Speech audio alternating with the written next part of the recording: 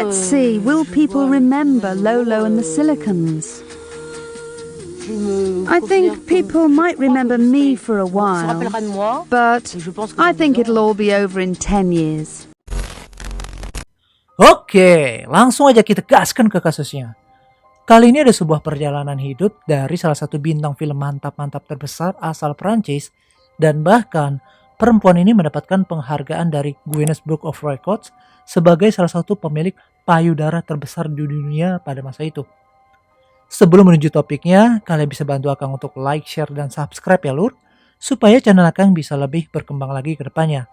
Dan jangan lupa nih, nyalain tombol lonceng notifikasi, terus klik semuanya, biar kalian gak ketinggalan video baru dari Akang.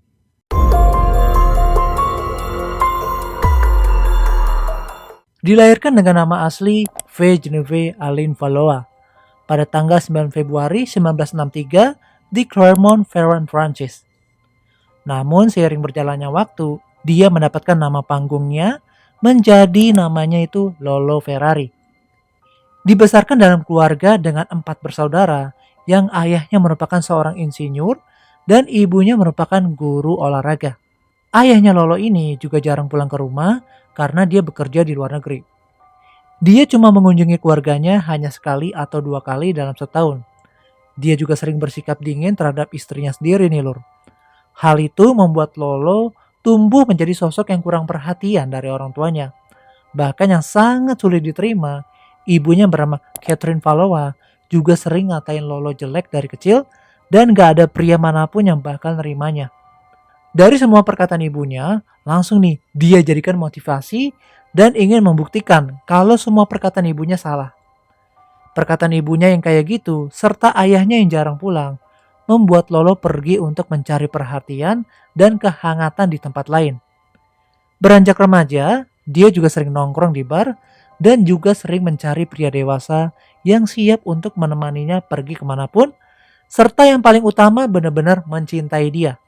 Dia juga melakukan beberapa pekerjaan sambilan, terutama di dalam dunia permodelan hingga menjadi penjaga tiket di bioskop. Selama kerja di bioskop pun, dia juga sering nonton film-film beradegan syur di sana. Hal itu membuatnya semakin tertarik untuk menjadi aktris seperti itu di masa mendatang. Tepat di tahun 1988, saat usia Lolo menginjak ke 25 tahun, dia memutuskan menikah dengan Rick Fagné yang berusia 41 tahun dan merupakan seorang bencis. Suaminya ini ternyata juga mempunyai masa lalu yang kelam semasa hidupnya. Di kehidupan masa kecilnya juga, dia sering diejek seperti itu. Makanya ya sama persis apa yang dialami oleh si Lolo. Mereka berdua pun ya akhirnya memiliki kesamaan yang sama dan berakhir dengan sebuah pernikahan. Dari pernikahan itu, mereka dikaruniai seorang putra yang sangat tampan. Setelah beberapa lama pernikahan mereka berjalan, suaminya menyuruh Lolo untuk segera menjalani oplas di bagian wajah, mulut, terutama di bagian dadanya agar terlihat mantap saat tampil di depan banyak orang.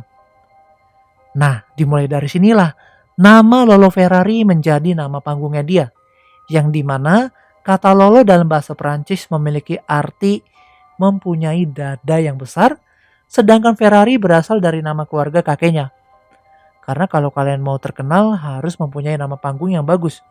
Bayangin aja nih, kalau kita nyebut nama aslinya si V. Genevieve Aline Valois, kan pastinya susah banget. Dia pun menjalani lebih dari 25 kali oplas. Setelah melakukan oplas, Rick memberikan pekerjaan kepada istrinya di sebuah klub mantap-mantap untuk menari-nari di tiang yang udah disediakan.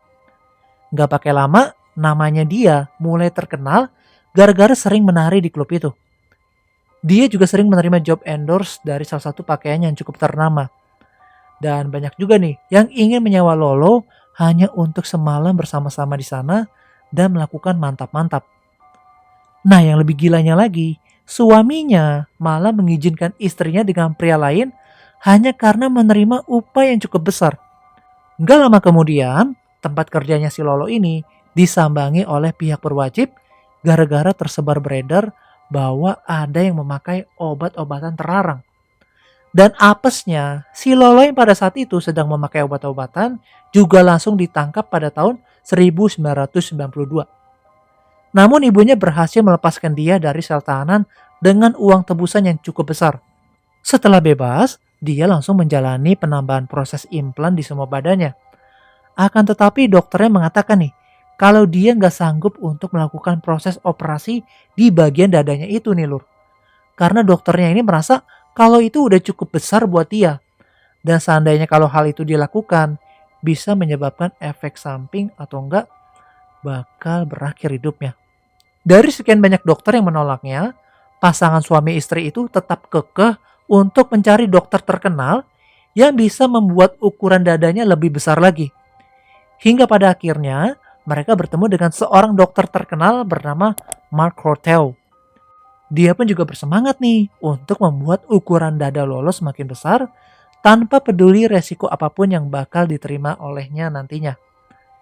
Cetakan untuk dadanya pun juga dibuat dengan logam yang digunakan pada panel instrumen pesawat terbang. Setelah melakukan proses itu, benar aja nih, ukuran dadanya menjadi semakin besar dan beratnya mencapai 6 kg nih dua-duanya kalau ditimbang. Serta ya membuat dia mendapatkan penghargaan dari Guinness Book of Record pada tahun itu. Jadi sebagai pemegang dada terbesar dan terberat di dunia. Lalu kemudian di tahun 1995, Rick sang suami memutuskan untuk membawanya ke festival Cannes dan berharap bakal diperhatikan oleh wartawan, orang-orang yang berpengaruh di dunia, serta para produser dan sutradara film. Ya Allah, bayangin aja lur. Akang ini ngangkat barbel aja yang 5 kg aja udah lumayan berat. Dan dia bakalan seumur hidup bawa beban beratnya itu seperti itu. Oh ya lur, untuk videonya nanti Akang sertain aja ya di linknya. Kalian bisa lihat deh gedenya seperti apa. Soalnya kalau bahasan seperti ini rentan dihapus aja sih sama si Yusuf. Tuh buktinya channel Akang yang sebelah udah mulai ditutup.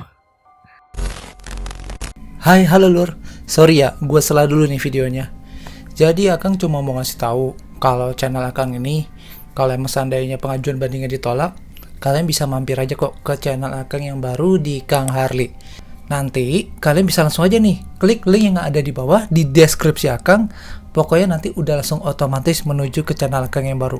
Karena buat jaga-jaga aja, kalau emang seandainya ditutup, nanti ya ada backup-nya. Oke?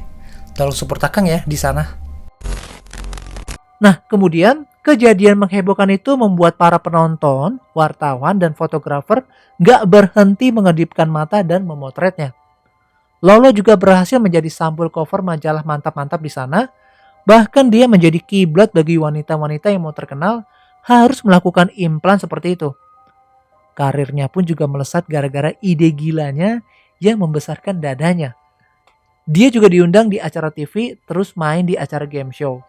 Pokoknya benar-benar yang didamba-dambakannya sejak dulu. Sikap ibunya pun juga perlahan-lahan berubah nih menjadi baik gara-gara dia terkenal dan yang jelas ya punya banyak duit. Lolo pun juga diundang ke klub malam terkenal di Las Vegas dengan harga yang sangat fantastis. Pokoknya ya harganya harus sesuai dia, kalau nego nggak mau dia. Puncak karirnya saat dia membintangi beberapa film syur yang sangat-sangat menghebohkan. Bahkan menurut beberapa rumor yang beredar, film syurnya banyak memakan korban setelah menonton film itu. Jadi gara-gara filmnya, banyak yang sering melakukan onani berlebihan sehingga menyebabkan berakhir hidupnya. Setelah sukses dengan karirnya, kehidupan Lolo ada yang gak begitu menyenangkan nih lor. Beban di dadanya yang sangat besar membuat punggungnya itu menjadi sakit. Hal itu membuat dia khawatir dan membuat berat dari logam untuk menopang dadanya yang sangat besar, serta meminum obat penghilang rasa sakit dengan dosis harian yang dianjurkan. Jadi ya pinggangnya itu sering sakit karena kan nopang. Lolo pun juga sering kesusahan tidur gara-gara hal yang dia lakukan. Terkadang lehernya juga kesakitan gara-gara menopang dadanya yang besar itu. Media Prancis juga sering mengejeknya gara-gara mempunyai dada yang sangat besar dan bersiap-siap untuk meledak. Sukses dengan karirnya di dunia perfilman, akhirnya dia juga mencoba jenjang karirnya di bidang musik secara solo pada tahun 1996. Sayangnya albumnya nggak laku di pasaran, gara-gara liriknya yang nggak jelas, serta videonya hanya menonjolkan dadanya aja lur. Suaminya ternyata juga memperlakukan Lolo seolah-olah kayak boneka. Jadi nggak puas dengan penghasilannya dari aktris sebagai bintang film dan cover majalah mantap-mantap, Dia juga menyuruhnya untuk menjadi wanita penghibur bagi siapapun yang ingin menyewanya dengan tarif 3.000 franc per malam atau setara 50 juta rupiah. Tapi yang kasihannya ya lur, si Lolo ini cuma dapat 100 franc aja dari hasilnya itu. Berarti kan cuma dapat 1 juta doang. Kan kasihan banget ya dia. Beberapa tahun kemudian, nama Lolo menjadi redup dan tenggelam. Kesehariannya ya cuma minum-minum sempen, terus pakai obat-obatan. Pokoknya ya jadi sangat depresi dan gak jelas gitu lur. Dia juga selalu meminum obat penghilang rasa sakit punggungnya dan antidepresan melebihi dosis yang dianjurkan oleh dokter. Dan kemudian di tahun 1999, suaminya juga mempunyai ide gila lagi nih lur. Di mana dia mencari 2 perempuan berukuran besar dadanya untuk menjadikan mereka bertiga termasuk Lolo sebagai trio penyanyi. Suaminya juga memasang iklan di koran untuk mencari 2 perempuan dan menamakan trio penyanyi itu dengan sebutan Lolo Ferrari and the Silicon Girl. Namun sayangnya lagi-lagi mereka gagal berkancah di dunia seperti itu. Keadaannya menjadikan Lolo semakin resah dan depresi. Jadi ya gara-gara itu dia capek banget terus mentalnya jatuh aja gitu. Kemudian pada tanggal 5 Maret tahun 2000 saat fajar menjelang, dia ditemukan gak sadarkan diri di rumahnya yang berada di Grasse, Prancis. Suaminya juga memberikan keterangan pada pihak media bahwa pada tanggal 4 Maret sekitar jam 10 malam, dia membantunya untuk menaikkan Lolo ke tempat tidur. Setelah itu suaminya langsung pergi tidur di sofa yang berada di ruang tamu. Dan sekitar jam 7 pagi tanggal 5 Maret, dia langsung pergi ke tempat tidur istrinya untuk mengecek kondisinya. Namun setelah dicek, keadaannya ternyata lagi dalam keadaan sesak nafas. Suaminya ternyata pada saat itu nggak langsung membantu Lolo untuk diberikan obat atau inisiatif dibawa ke dokter.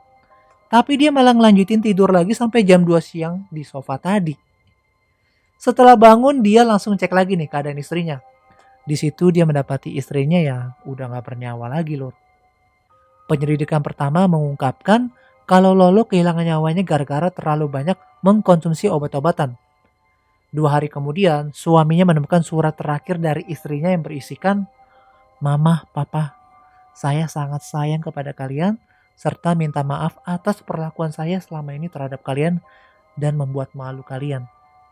Selain itu, dia juga memaksa saya untuk melakukan hal seperti ini." Mengetahui isi surat itu, orang tuanya ini langsung naik pitam dan langsung mengadukan hal ini terhadap pihak berwenang. Namun lagi-lagi suaminya berkilah kalau dia nggak melakukan apa-apa terhadap istrinya sendiri. Orang tuanya masih nggak puas juga nih lur terhadap hilangnya nyawa putrinya. Mereka memutuskan untuk menyuruh tim forensik melakukan penyelidikan lagi. Lalu setelah diselidiki, ternyata dia telah tertelan dengan dosis yang sangat besar. Tapi hal itu membuat penyelidik bertanya-tanya, apakah konsumsi obat itu disengaja atau dipaksa? Hal itu pun masih menjadi misteri hingga detik ini. Suaminya juga bilang nih kalau istrinya sempat mengunjungi seorang direktur pemakaman gak lama sebelum kematiannya untuk mengatur pemakamannya. Dia juga ditangkap setelah itu gara-gara keterangannya itu mencurigakan banget. Penyelidik pun juga menemukan jejak pencekikan di lehernya juga nih. Dan pada akhirnya Lolo dimakamkan di pemakaman Romy Guires di daerah Grasse, Prancis. Hingga saat ini hilangnya nyawa Lolo Ferrari masih menjadi misteri dan gak pernah terungkap kebenarannya. Dari sini kita juga bisa belajar ya lur.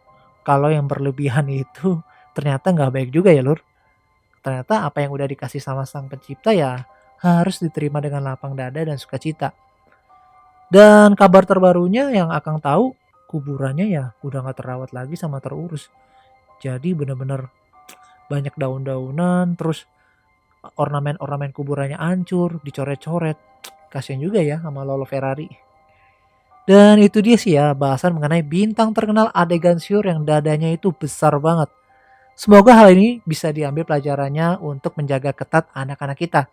Dan kalau kalian punya bahasan-bahasan menarik, kalian bisa kok DM Akang aja di Instagram atau komentar aja di bawah. Bye-bye.